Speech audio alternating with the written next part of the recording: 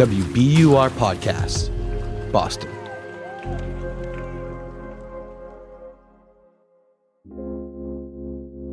I'm Daryl C. Murphy, and you're listening to The Common.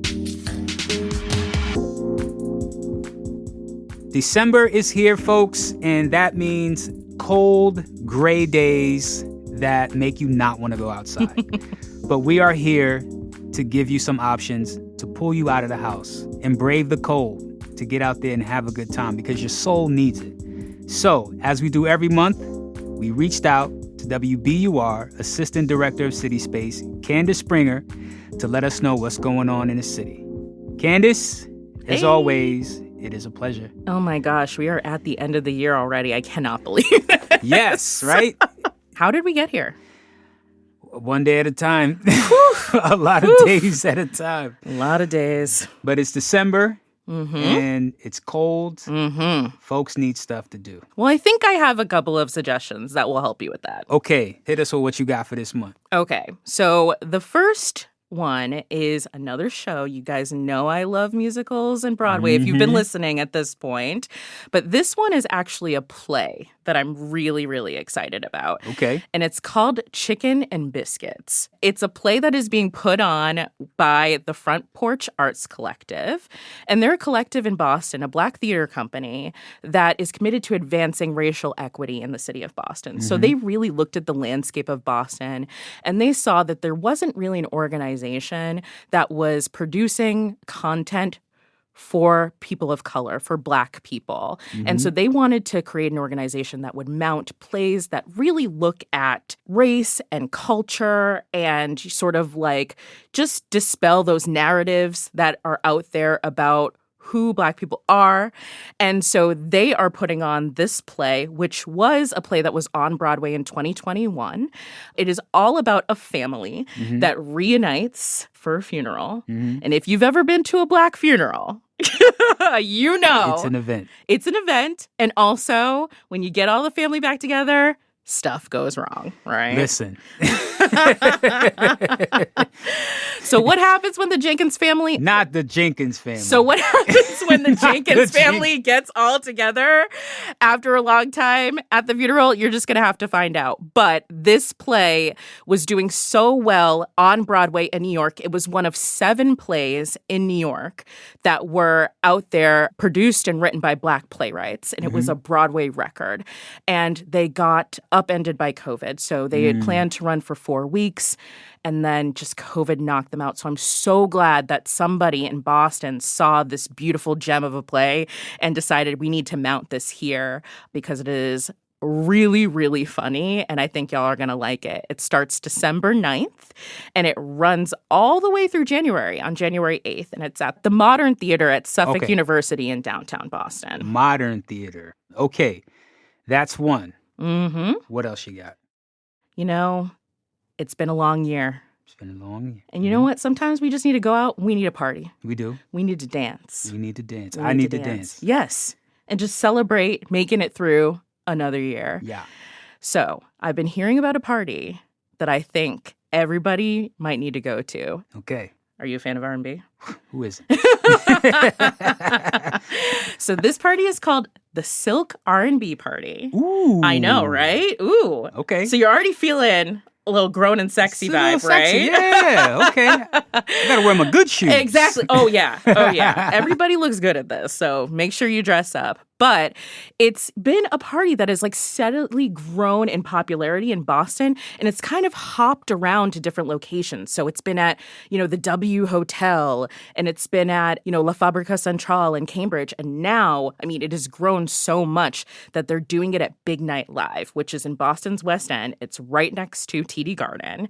And it is all R&B all night. Now, when you say all R&B, all R&B, are we talking about 90s R&B, 80s R&B? It's a mix. It's a mix. It's a mix. So you definitely expect some like Tevin Campbell, Can We Talk? Yeah. But also like I wouldn't be surprised if they play Beyonce's, like Plastic on the Sofa or like, a little cuff it action. You got to play cuff it these days. Exactly. Yeah. Absolutely. Yeah. The great thing about this night is you can bring your partner. And it can be a night of lovers, or you can bring your friends. Have a party. It's a little bit karaoke. It's a dance-off. I've seen line dancing happening at this. It's my first time going. It's on December 16th. I cannot wait to party down with all of these beautiful people in the room. And the music is done by DJ Real P and Baby Indiglo. Okay. And DJ Real P was on Radio Boston. Yeah, I was just about to say that. Okay. DJ Real Shout out P to has him. been featured in a new segment on Radio Boston. And also they're going to be featuring some special guests, including DJ Cousin B, who is actually one of the series producers for Tiny Desk, NPR Music's Tiny Desk, right? Okay. So there's the NPR connection for you.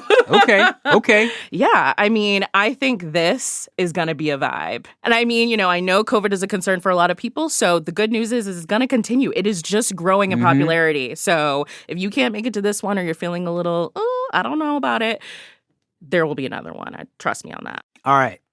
So where do we go next?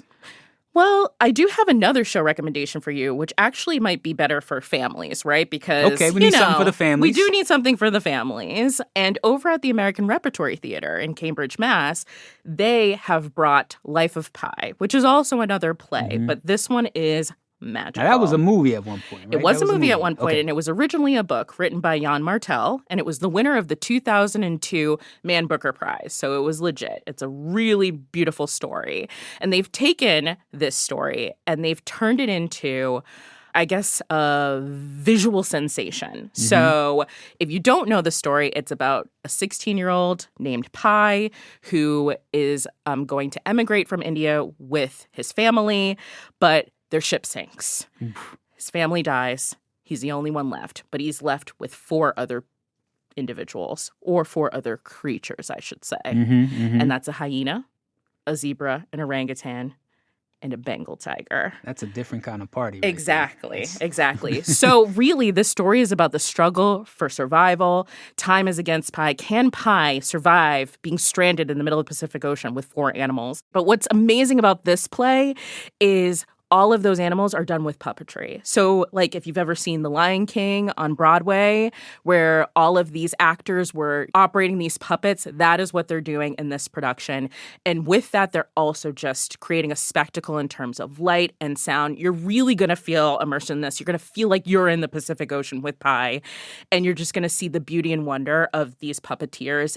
It won 5 Olivier Awards when it was over in the UK, so it is definitely an award-winning play, and it's also headed to Broadway on March 9th. I love how there's the plays that kind of got disrupted by COVID. Yes. That kind of get a second life here, and Exactly. we get a chance to see it. I like that. Me too. We're going to take a quick break, but we'll be right back with more from Candice.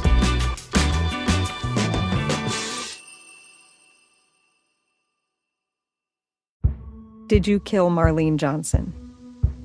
I think you're one of the first people to have actually asked. From WBUR and ZSP Media, this is Beyond All Repair, a new podcast about an unsolved murder that will leave you questioning everything. Somebody should be in jail for murdering my sister. A woman who's never been believed. As long as they think I have done this, then they're not looking for who actually did this. And that's what makes it a cold case. No, it's a botched case. And a search for the truth, once and for all. Wow, it just gets more interesting. Beyond All Repair. Listen and follow wherever you get your podcasts. Be careful. You're digging in a place that's been very peaceful for a while. Do it anyway. Dig.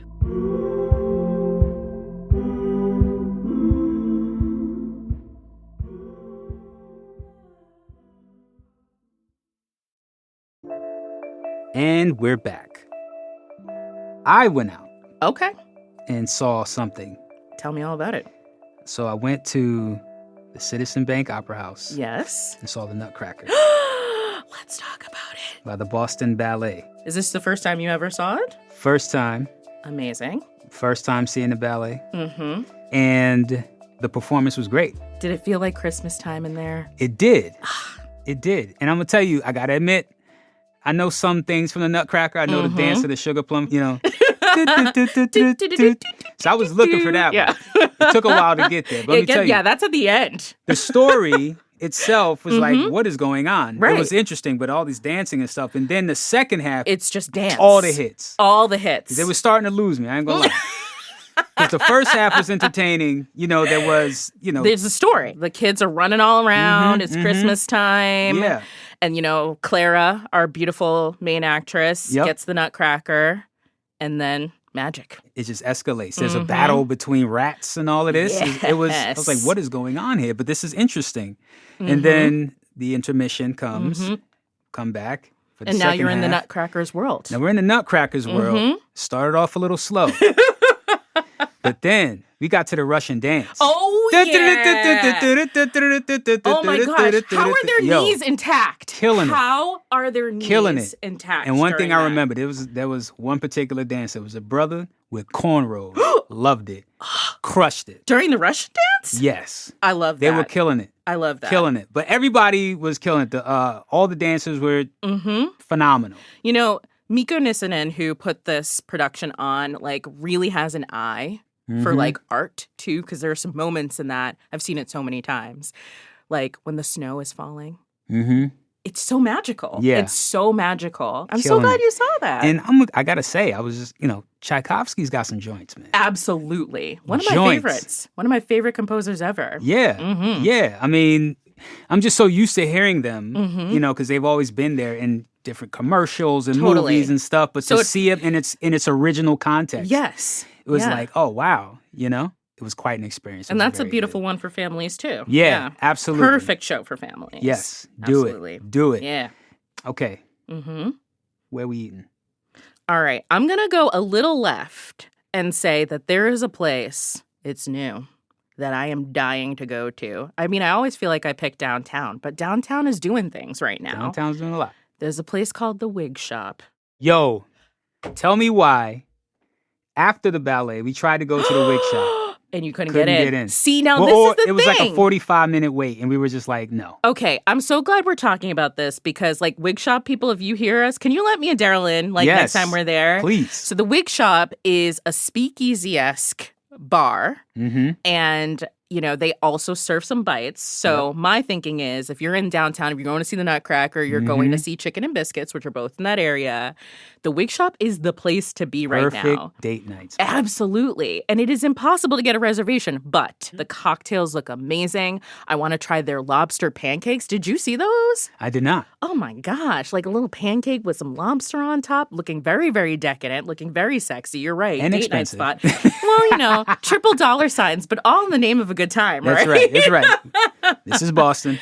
So that is really on my hit list right now. Really, really on my hit list. And also, I think I got to shout out, I love Chinatown. Chinatown is right next to the theater district.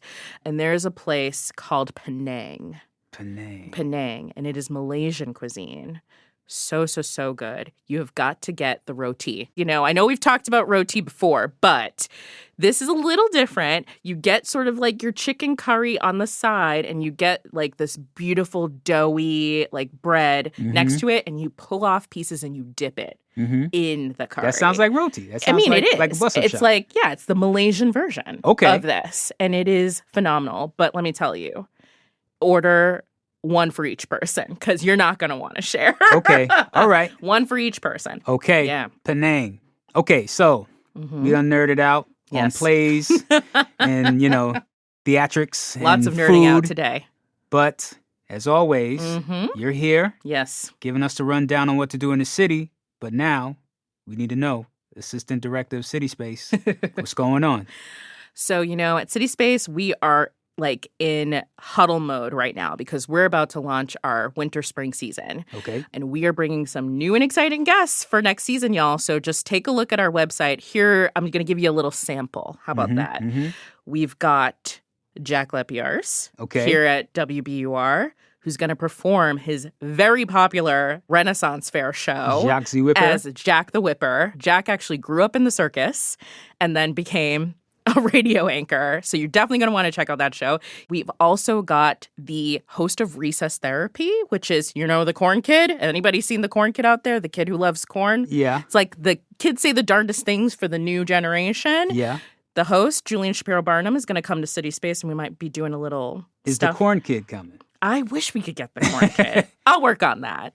And I think you've got an event in January, too, which we're really excited about. I do. January 25th. Yeah, I think, we're bringing Dart Adams, who is a journalist and historian, who I think you just talked to recently, to talk about his new book, which is all about rapper Sleeman. Yeah, and Sleeman's going to be there, which is amazing. So we've got a lot of exciting guests lined up.